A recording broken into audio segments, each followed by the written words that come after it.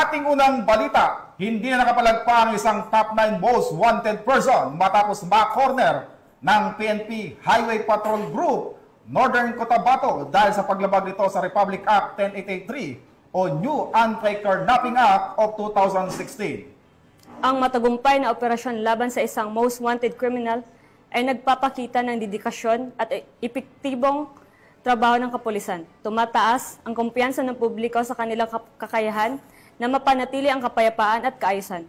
Yan ang balitang tinutukan ni Patrolwoman Janine Kyle Sarongon.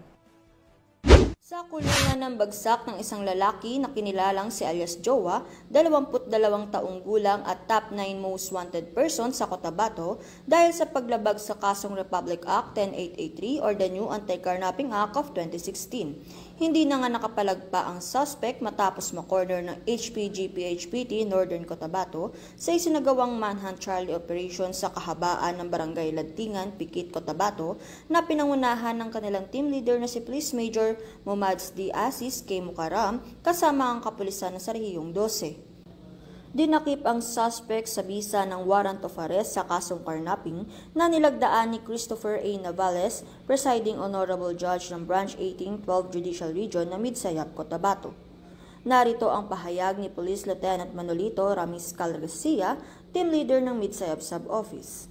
As part of our mandate, with the support and joint effort of PNP Territorial Unit in the province of North Cotabato, today, July 11, 2025, while conducting manhunt Charlie operation at the vicinity of Barangay Lantingan, Municipality of Pikit, Cotabato, we successfully arrested the top 9 most wanted person at the regional level. The accused had a standing warrant of arrest with violation of RA 1083, New Anti-Carnapping Law under the criminal case number 25-145. The accused was informed for his rights under Miranda Doctrine. Maraming salamat po at mabuhay tayong lahat.